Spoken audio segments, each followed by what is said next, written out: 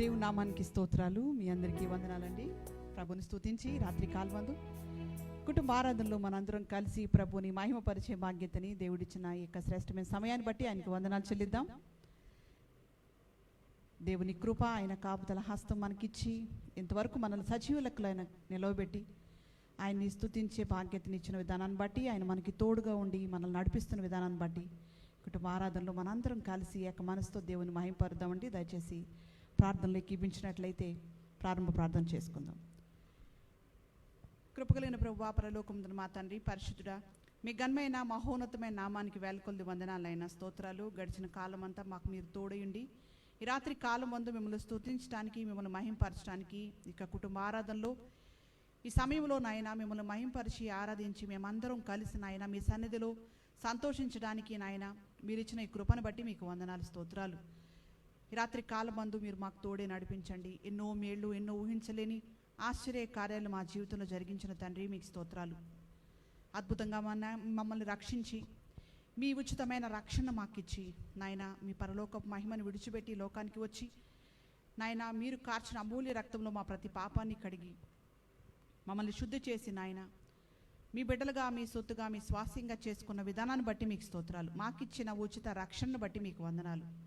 సత్యవంతుడైన దేవుడైన మిమ్మల్ని ఆరాధించి నిజమైన దేవుడైన మిమ్మల్ని నాయన పూజించే కృపని, మిమ్మల్ని సేవించే కృపని మీరు మాకు ఇచ్చినందుకే స్తోత్రాలు. ఈ భూమి మీద మాత్రమే కాదు తండ్రి, యుగ యుగాలు నాయన మీ ముఖస్తుతి చేసేవారుగా మీరు మమ్మల్ని సిద్ధపరిచినందుకై, మీరు మాకు ఇచ్చిన నిత్య జీవానికై స్తోత్రాలు, వందనాలు.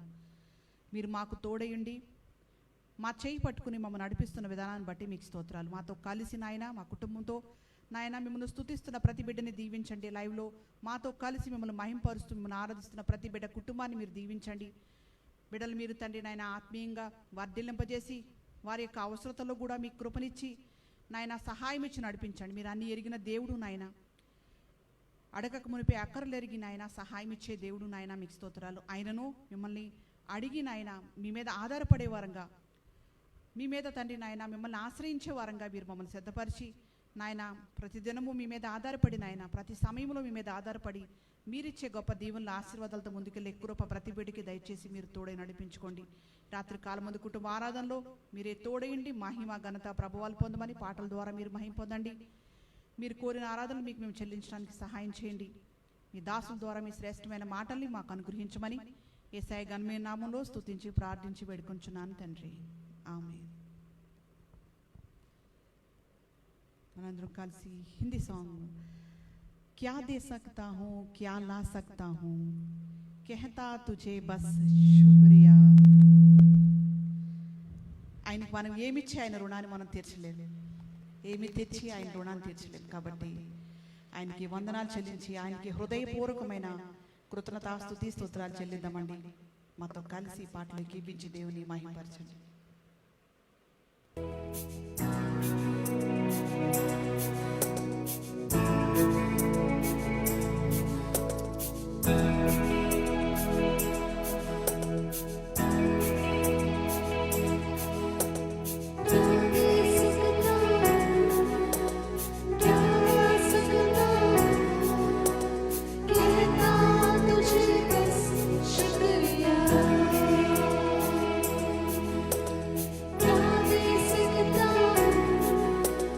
क्या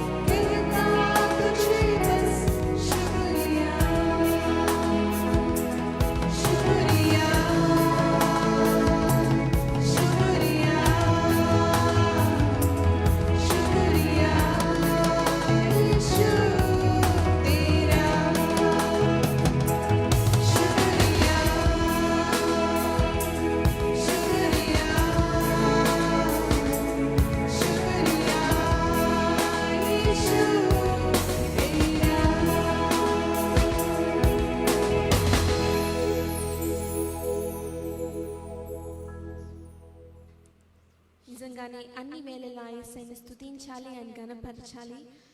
ఎందుకంటే యేసయ్య ఆల్ఫా ఒమేగా అయిన దేవుడు, మహిమాన్వితుడు, అతి సుందరైన యేసయ్యని స్తుతిస్తాం కనుక అందరూ మీరు ఎక్కడున్నప్పటికీ చప్పట్లతో దేవాది దేవుని స్తుతిద్దాం, మహింపరుద్దాం.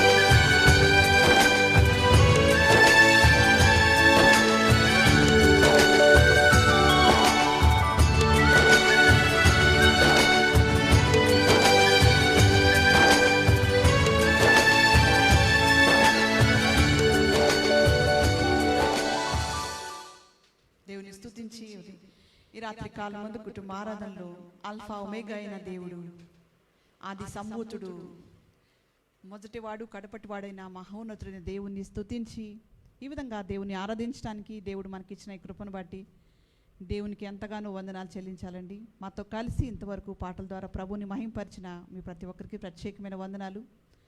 నిజంగా అద్వితీయ సత్యవంతుడైన దేవుణ్ణి మనం ఆరాధించి ఆయన సత్యాన్ని మనం తెలుసుకొని సత్య మార్గంలో నడిచే కృపని దేవుడు మనకు అనుగ్రహించి మనల్ని సత్య మార్గంలో సత్యమైన బోధలో నడిపిస్తున్న ఆ దేవునికి వందనాలు చెల్లిద్దాం. తప్పు బోధల నుంచి మరి మోసకరమైన బోధల నుంచి విడిపించి సత్యాన్ని తెలుసుకునేవారుగా సత్యవంతుడైన దేవుని యొక్క గొప్పతనాన్ని ఎరిగి ప్రతిరోజు మనం ఆయన ఆరాధించే కృపని ఆయన ఇచ్చిన విధానాన్ని బట్టి మేమెంతగానో ఆయనకు వందనాలు చెల్లిస్తున్నాం. మీరు కూడా ఇంకా దీవించబడి అనేకులకు దీవెనకరంగా ఉంటున్నారని నమ్ముచున్నాం. రాత్రి కాలమందు మరొక వర్తమానాన్ని విందాం. సమయం దయచేయండి. చాలా సంతోషం. మీరు చేస్తున్న ఫోన్ కాల్స్, ప్రార్థన అవసరతల గురించి కూడా మేము ప్రార్థిస్తున్నాం. ప్రత్యేకంగా మరి కొంతమంది అనారోగ్యంగా హాస్పిటల్స్లో ఉన్న వారి గురించి ప్రార్థన చేస్తున్నాం. కనుక దేవుడు తప్పక మీకు పూర్తి స్వస్థతని, ఆరోగ్యాన్ని అనుగ్రహించారు. ఇవాళ కోవిడ్ మాత్రమే కాకుండా ఇంకా మిగతా అనారోగ్యాలతో కూడా బాధపడేవాళ్ళు చాలామంది ఉన్నారు. మరి వారి గురించి కూడా ప్రార్థిస్తున్నాం. ధైర్యంగా ఉండండి. దేవుడు తప్పక మనల్ని విడిపించే దేవుడు, నమ్మదగిన దేవుడు యేసయ్య. మన నమ్మదగిన దేవుడు మన తండ్రి అయిన దేవుడు, నమ్మదగిన దేవుడు మన పరిశుద్ధాత్మ. సో తండ్రి, కుమార, పరిశుద్ధాత్ముడు త్రియేక దేవుడి గురించి మనం ధ్యానం చేసుకుంటున్నాం. ఆ సబ్జెక్ట్ మనం వింటున్నాం. హూ ఇస్ గాడ్, దేవుడు ఎవరు అనేటువంటి అద్భుతమైనటువంటి సబ్జెక్ట్లో మనం ఉన్నాం. సో దేవుడు ఎవరు అనే దాని గురించి మనం చాలా విషయాలు ఇప్పటి వరకు విన్నాం. దేవుడు సృష్టికర్తని, దేవుడు అనగా నిత్యుడని, దేవుడు అనగా పరిశుద్ధుడు అని, దేవుడు అనగా ఆయన ఆమ్ని పొటెంట్ అని, సర్వశక్తిమంతుడని, దేవుడు అనగా సర్వ వ్యాపకుడు, దేవుడు అనగా సర్వము ఎరిగినటువంటి వాడు, దేవుడు అనగా ఆయన సత్యవంతుడు. ఇవన్నీ ఏంటంటే యాట్రిబ్యూట్స్ ఆఫ్ గాడ్, దేవుని యొక్క గుణలక్షణాలు. దేవుడి నేచర్ ఎలా ఉంటుంది, దేవుని యొక్క స్వభావం ఎలా ఉంటుంది చూసారా. అందుకే దేవుడు ఎవరు అనే ఆ విషయంలో ఆ యాట్రిబ్యూట్స్ కనబడకపోతే you cannot call him God. So సత్యం లేనోడు దేవుడు అవడు, సత్యవంతుడే దేవుడు. మరి దేవుడు అనే ఆయన అబద్ధాలు ఆడితే దేవుడు ఎలాగవుతాడు? He cannot be God. So దేవుడు సత్యం, ఆయనలో అబద్ధం అనేది ఉండదు. ఆయన ఎప్పుడు అబద్ధం ఆడ్డా ఆయన మారు మనసు పొందడు. అయ్యో నేను అబద్ధం ఆడాను పశ్చాత్తాపడ్డాను. He will never repent for what he has done. ఆయన చేసిన దాని గురించి రిపెంట్ పొందడానికి ఆయన మానవుడు కాదు. మారు మనస్సు అనేది మనకి, దేవుడికి కాదు. సో మనస్సు అనేది మార్చుకోవడం మనం. దేవుడు ఎప్పుడు తప్పు చేయడని అర్థం, దేవుడు ఎప్పుడు కూడా అబద్ధం ఆడ్డని అర్థం. ఆయన మనిషి కాదు అబద్ధం ఆడ్డని. సో యేసు ప్రభు వారు మనం చూసాం సత్యవంతుడు అని. చాలా విషయాలు నిన్నటి దినం పూర్తి అయిపోయింది. మళ్ళా చెప్పిందే చెప్పడం కొన కాకుండా మీరు అన్నీ వింటున్నారని అనుకుంటున్నాను. వింటున్న వారికి ఇది చాలా ఆశీర్వాదకరమైన. ఇవాళ తండ్రి అయిన దేవుడి గురించి చెప్తాను. యేసు ప్రభు గురించి నిన్న చెప్పేశాను కనుక మళ్ళీ I don't want repeat it again, because నా మెసేజ్ మళ్ళీ ఈ రోజుది మళ్ళీ రేపటికి పోస్ట్ పోన్ అయిపోతుంది. So I just want to continue my message. చాలామంది ఆసక్తితో వింటున్నారు, చాలా సంతోషం. కనుక తండ్రి అయిన దేవుడు సత్యవంతుడు అని మనకి ఎలా తెలుస్తుంది? దేవుని వాక్యం ద్వారానే మనం కనుగొనగలుగుతాం. దేవుని వాక్యం చూడండి, 17వ అధ్యాయం యోహాను సువార్త 3వ వచనాన్ని చదువుకుంటే చూసారా, అద్వితీయ సత్యవంతుడైన నిన్నును నీవు పంపిన యేసు క్రీస్తును ఎరుగుటయే నిత్య జీవం. అద్వితీయ సత్యవంతుడు అని నీవు. ఎవరి గురించి మాట్లాడుతున్నాడు ఇక్కడ? తండ్రి గురించి మాట్లాడుతున్నాడు. సో తండ్రి, అలాగే నువ్వు పంపిన యేసుక్రీస్తు. సో యేసుక్రీస్తు తండ్రి చేత పంపించు. సో ఇక్కడ నేను యేసు ప్రభు సత్యవంతుడని అలాగే వినేశాం కాబట్టి ఇప్పుడు నేను చూపించే వచనాలన్నీ తండ్రికి చూపిస్తాను. సో తండ్రి ఎవరు? ఇందాక మనం యేసుప్రభు గురించి చూసాం నిన్నంతా. యేసుప్రభు సత్యము అని చాలా విషయాలు చూసాం వచనాలన్నీ. Now I'm going to show you that the God the Father he's truthful. అద్వితీయ సత్యవంతుడు నిన్ను అంటే ఇక్కడ తండ్రి ఎవరు అని అంటే సత్యము అయిన దేవుడు. అద్వితీయ అంటే అర్థం ఏంటంటే ఓన్లీ, అంటే ఇక్కడ ఒక మాటలో చెప్పాలి అంటే he is the only true God. Only true గాడ్ని అంటే ఇక్కడ అర్థం తండ్రి అని దేవుడు ఎవరని అంటే only true God. Only true God. ఇక ట్రూ గాడ్లు ఇంకెవరు లేరు.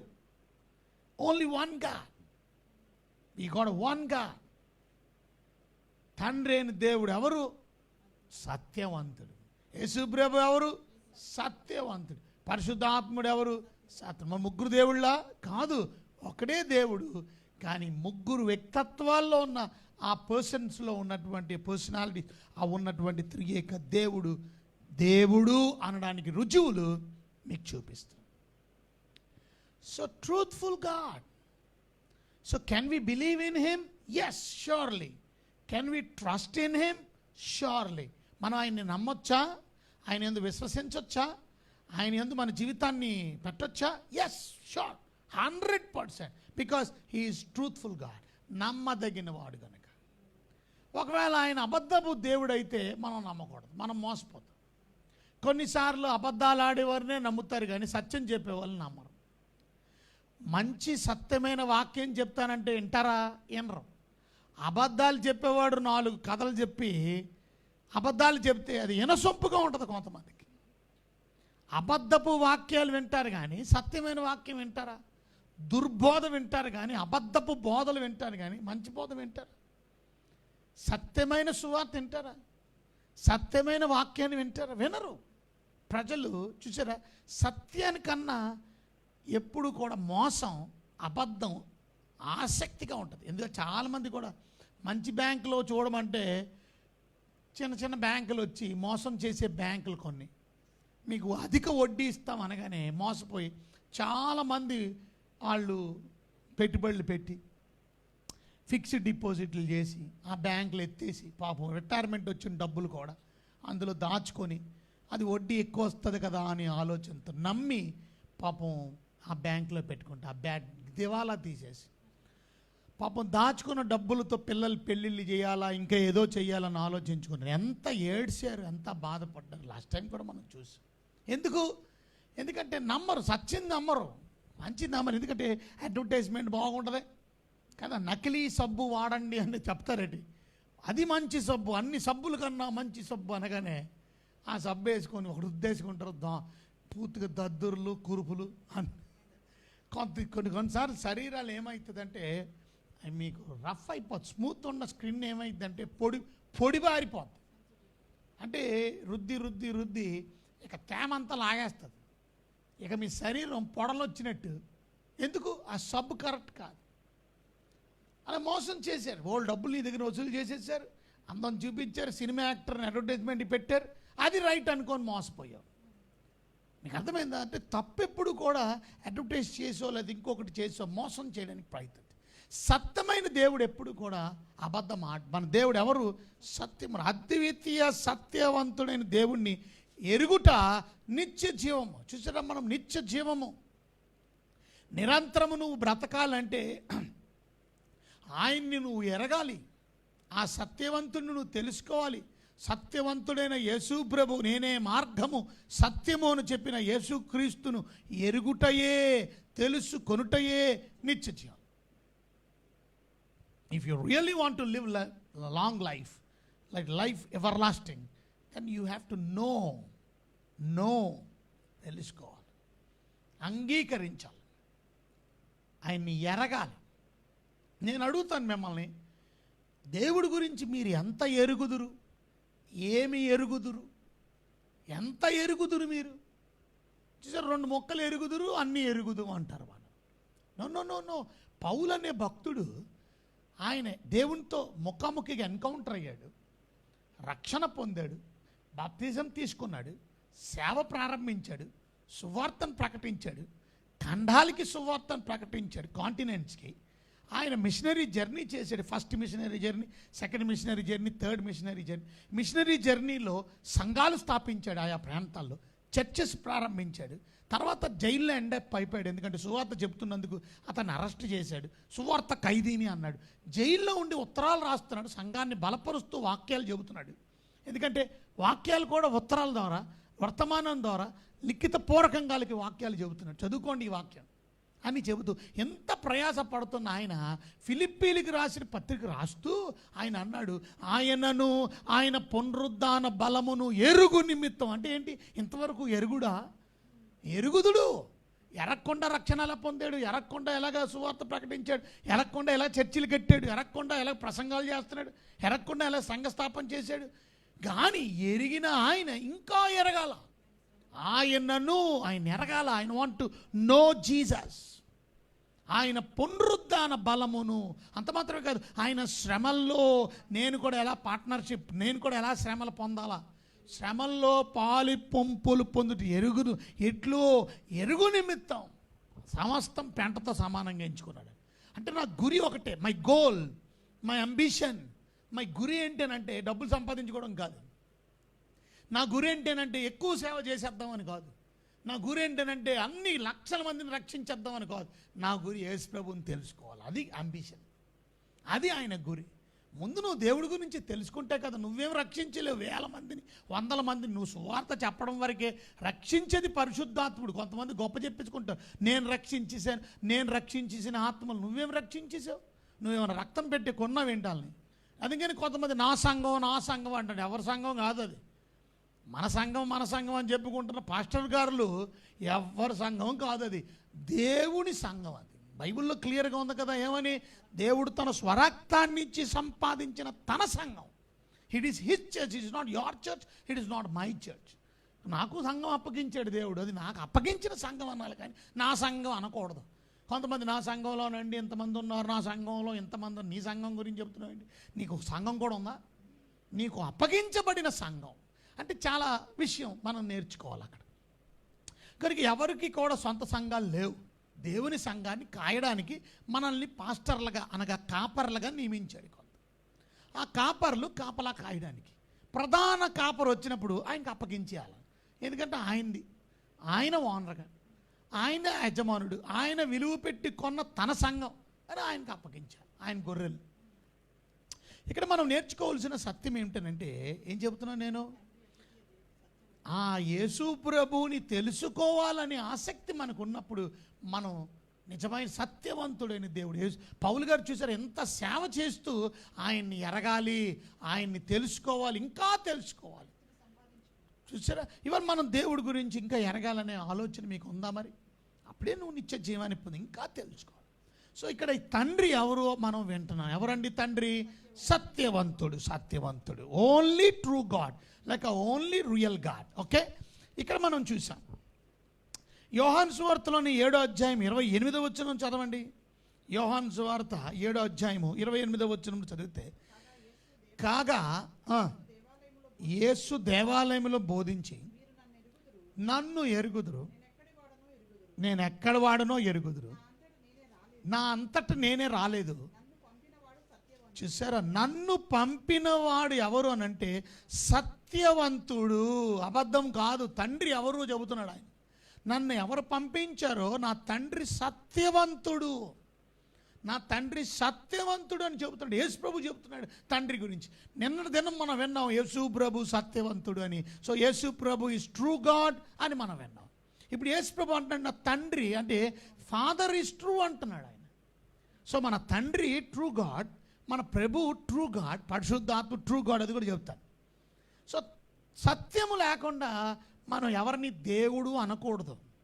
ఎవరిలో సత్యం లేదు. మానవులు దేవుళ్ళు అవ్వరు. అందుకనే ఇవాళ చాలామంది బాబాలు అనేవాళ్ళు, ఇవాళ అవతార పురుషులు లాంటి వాళ్ళు, ఇవాళ నేను కూడా దేవుడిని అని చెప్పుకొని కాలక్షేపం చేసి మనుషులను మోసం చేసేవాళ్ళగా ఉన్నారు. అయినా ఇంకా ఇప్పటికీ మనుషులు మోసపోతున్నారు. మొన్నసారి బట్టలు లేకుండా ఒకడు బాబా అని మనుషులు వచ్చిన వాళ్ళందరినీ కాలుతో తంతున్నాడు. ఆ తన్నుతున్నవి బ్లెస్సింగ్ అంట, ఆశీర్వాదం అంట. ఆ బ్లెస్సింగ్ తీసుకోవడానికి తన్నించుకుంటున్నారు. ఎంత విచారకరమైన సంగతి. ఇవాళ అయ్యి నమ్ముతున్నారు, అబద్ధాన్ని నమ్ముతారు, మోసాన్ని నమ్ముతారు. నేనే దేవుణ్ణి అని వాళ్ళు చెప్పడంతో, మానవుడివి కదా నువ్వేమిటి దేవుడు, సత్యం ఎక్కడుంది? సత్యం ఏంటో తెలుసుకోకుండా అసత్యాన్ని నమ్మే వాళ్ళంగా ఉంటూ ఉన్నాం. ఇవాళ మనం నేర్చుకోవాలా, మన దేవుడు సత్యవంతుడు, నన్ను పంపినవాడు సత్యవంతుడు. దేవుని వాక్యంలో నుంచి యోహాను సువార్తలోనే ఉన్నారు కనుక 3వ అధ్యాయం 33వ వచనం చదవండి ఒకసారి. యోహాను సువార్త 3వ అధ్యాయము 33వ వచనం. చూసారా, దేవుడు ఎవరంట? సత్యవంతుడు అను మాటకు దేవుడు ఎవరంట? సత్యవంతుడు. God is truth. So our Father is truth God, truthful God. So మీరు ఏ మాత్రం సంకోచించకుండా ఆయన్ని నమ్మడంలో అనుమానం పడకండి. ఆయన వాక్యం సత్యమైంది, ఆయన మాట సత్యమైంది. True God. ఆయన సత్యం అంటే ఆయన మాట చెప్పింది సత్యం, ఆయన క్రియలు సత్యం, ఆయన action is true. Everything is true, nothing is false. అంటే అర్థం ఏంటి? తండ్రి చెప్పిన మాట నిజం, యేసు ప్రభు చెప్పిన మాట నిజం. తండ్రి చెప్పాడు కదా, కుమారుని పంపించాను. కుమారుడు చెప్పాడు నేను మరలా వస్తాను అని, ఇంకా రాలే. ఆయన వస్తానంటే వస్తాడు. సో తప్పక సెకండ్ కమింగ్ ఉందని నమ్ముతున్నావు మరి నువ్వు? ఇట్స్ ట్రూ గాడ్, మరి బిలీవింగ్ చేస్తున్నావా? ఒకవేళ నువ్వు బిలీవ్ చేస్తే నువ్వు సిద్ధపాటు కలిగి ఉన్నావా? If you really truly believe that Jesus is coming back again, are you ready? Are you ready? Ready for what? Ready for the rapture, ready for caught up in the air. ప్రభు రాకడలో ఆ మధ్యాకాశంలో ఎత్తపడ్డానికి snatch చేస్తాడు. Snatch అంటే అలా పట్టుకొని పిక్కుని వెళ్ళిపోవడం మన snatching అన్నారు. స్నాచింగ్ అంటే చక్ కనురెప్ప పాటలో. మరి దేవుడు నిన్ను తీసుకెళ్ళగలడా? నమ్ముతున్నావా? Are you ready for that? బుద్ధి లేనివాడుగా ఉన్నావా? బుద్ధి లేని కన్యకులు ఏమయ్యారు? ఉండిపోయారు. బుద్ధి గల కన్యకులు మాత్రమే ప్రవేశించగలిగారు. ఇవాళ మనం బుద్ధి లేకపోతే, ఇంకా సిద్ధపాటు లేకపోతే, ఇంకా రెడీగా లేకపోతే, ఇంకా నువ్వు రక్షణ పొందకపోతే, ఇంకా నువ్వు మార్మన్స్ పొందకపోతే, ఇంకా యేసుక్రీస్తుని సొంత రక్షకుడిగా అంగీకరణ, you are not ready. If you are ready, get ready. ఇంకా రక్షించబడ్డానంటారు, కొంతమంది మార్మన్స్ పొందానంటారు, కానీ నమ్మిన తర్వాత తీసుకోవాల్సిన బాప్తిజం విషయంలో వెనకని చేస్తారు. బాప్తిజం ఎవరికి రక్షణ ఇవ్వదు, అది మళ్ళీ తప్పు బోధ. కొంతమంది తెలియక బాప్తిజమే రక్షణ అనుకుంటారు. బాప్తిజమే రక్షణ కాదండి. సత్యం తెలుసుకోండి. బాప్తిజం రక్షణ వేరు వేరు. రక్షణ పొందిన తర్వాత బాప్తిజం తీసుకోవాలి. And baptism is not salvation. After you saved, then you give a testimony saying that I am saved. Testimony, giving testimony is baptism. సాక్ష్యం ఇచ్చుట బాప్తిజం. మీకు అర్థమైందా?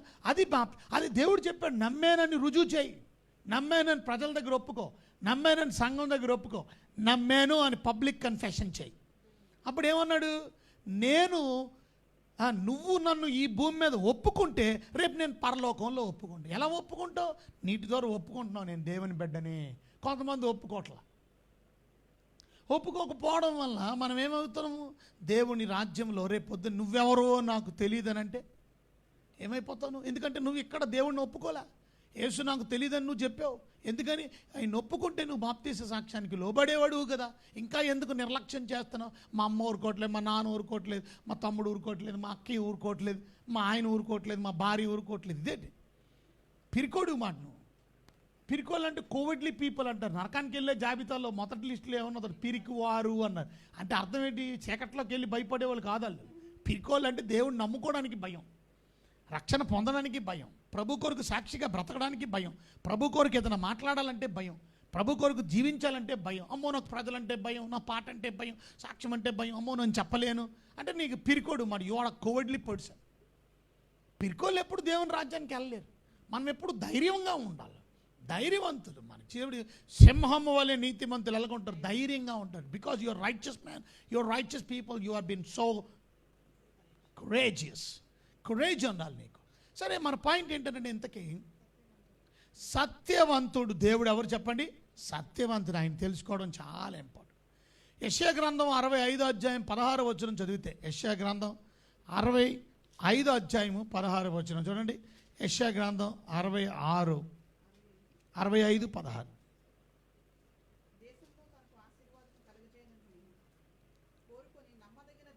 చూసారా, నమ్మదగిన దేవుడు, నమ్మదగిన దేవుడు అంటే ఇప్పుడు దేవుడిని నమ్మొచ్చు అంటారా? నమ్మొచ్చు. ఎందుకంటే ఆయన సత్యవంతుడు కాబట్టి ఆయన నమ్మదగడానికి యోగ్యుడు. దేవుడు సత్యవంతుడు కనుక ఆయన నమ్ముటకు యోగ్యుడు. వాళ్ళు చాలాసార్లు దేవుడిని నమ్మడానికి చాలామంది ఆయన వాక్యాన్ని నమ్మరు, ఆయన్ని నమ్మరు, ఆయన సన్నిధిని ప్రేమించరు. Because they don't believe in God. And that is the reason you are not able to trust God. నమ్మదగిన దేవుడు అంటే అర్థం ఏంటో తెలుసా?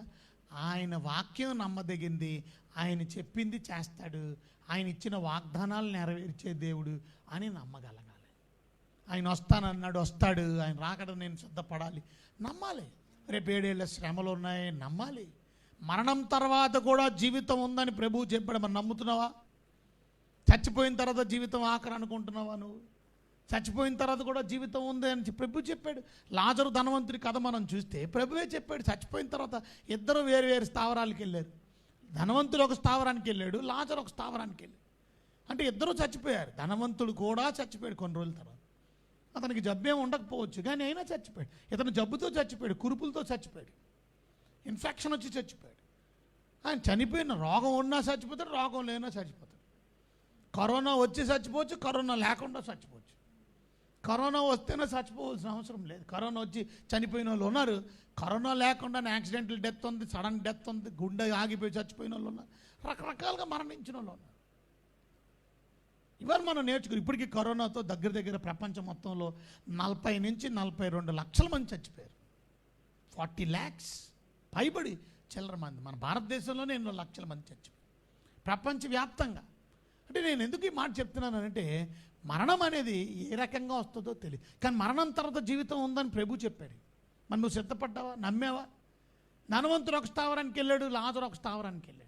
ఎంత విచారకరమైన సంగతి. ఒకడేమో నా యాతన పడుతున్నాడు, అగ్ని జ్వాలల్లో బాధపడుతున్నాడు, ఒకడేమో నెమ్మది కలిగినిస్తాను. అంటే చనిపోయిన తర్వాత కూడా జీవితం ఉంది అని దేవుని మరి నమ్ముతున్నావా? నమ్మదగిన దేవుడు చెప్పిన మాట నమ్ముతున్నావా? మన తండ్రి నమ్మదగిన వాడు. చూసారా, ఆయన నమ్మదగిన వాడు కనుక ఆయన వాక్యం నమ్మదగినది. మనం ఇర్మియా గ్రంథం 10వ అధ్యాయం 10వ వచనం చదివితే ఈ వాక్యాలన్నీ రెఫరెన్స్లన్నీ మీరు రాసుకుంటున్నారు అనుకోండి, ఈ వాక్యాలు ఎక్కడ దొరకవు. మేము ఇన్ని వాక్యాలు, ఇన్ని రెఫరెన్స్లు దేవుడు సత్యవంతుడు అని చూపించడానికి. తండ్రి సత్యవంతుడు, కుమారుడు సత్యవంతుడు, పరిశుద్ధాత్ముడు సత్యవంతుడు. చూసారా, చదవండి. చూసారా, యెహోవాయే నిజమైన దేవుడు, ఆయనే జీవము గల దేవుడు. ఇంకా అంతకన్నా యెహోవాయే అంటే అర్థం ఏంటి? యెహోవాయే అంటే ఇంకొక ఆయన లేడని అర్థం. యెహోవాయే నిజమైన దేవుడు. నిజమైన అంటే ఏంటి? అబద్ధం కాదు, నిజం, ట్రూ గాడ్. అబద్ధం కాదు, ఆయనే జీవము గల దేవుడు. జీవం అంటే లైఫ్ ఉన్న దేవుడు, చచ్చిపోయిన దేవుడు కాదు. ఇవాళ కొంతమంది దేవుళ్ళుగా పూజించిన వాళ్ళు వాళ్ళు దేవుడు అంట వచ్చాడు కానీ చచ్చిపోయాడు. అంటే మృత దేవుణ్ణి పూజిస్తున్నావా నువ్వు? సజీవమైన దేవుణ్ణి పూజిస్తున్నావా? దేవుడికి చావు ఉండదు. చనిపోయిన సమాధి చేయబడి మృత్యుంజయుడు 3వ రోజు తిరిగి లేచాడు Yesu, because is God. Nothing, death cannot stop him. మానవుడిగా వచ్చాడు, మనిషి కుమారుడిగా వచ్చాడు కనుక ఆయన చనిపోయాడు, చంపేశారు, కానీ 3వ రోజు తిరిగి మరణాన్ని గెలిచి లేచాడు, దేవుణ్ణి అని నిరూపించాడు. Yes, I'm God, because no one has reason. ఎవరు లేగలేదు, చచ్చిపోయిన వాళ్ళు. ఇవాళ చనిపోయి లేచి మళ్ళీ చచ్చిపోయారు కొంతమంది. ఆయన యేసుప్రభు 40 రోజులు ఇదే భూమి మీద ఉండి అందరూ చూస్తుండగా ఆరోహణమై అలా ఆకాశానికి వెళ్ళిపోయాడు. ఆయన వెళ్ళిపోతుంటే జనం చూశారు, వెళ్ళిపోతుంటే అప్పుడు 2 దేవదూతలు వచ్చారు. ఏమన్నారు? మీరు ఎలా యేసుప్రభు వెళ్ళిపోవడం చూస్తున్నారు, అలాగే మరలా తిరిగి ఆయన వస్తాడు. అసెండింగ్ అయ్యాడు, ఇప్పుడు మళ్ళీ డిసెండ్ అవుతాడు. ఆయన ఎలా వెళ్ళాడో అసెండింగ్లో ఆయన డిసెండ్ అవుతాడు, ఆయన మళ్ళీ తిరిగి వస్తాడు అని చెప్పారు దేవదూతలు. ఇంకా రాలా. ఆయన మాట నిరర్థకం కాదు, ఆయన దేవుని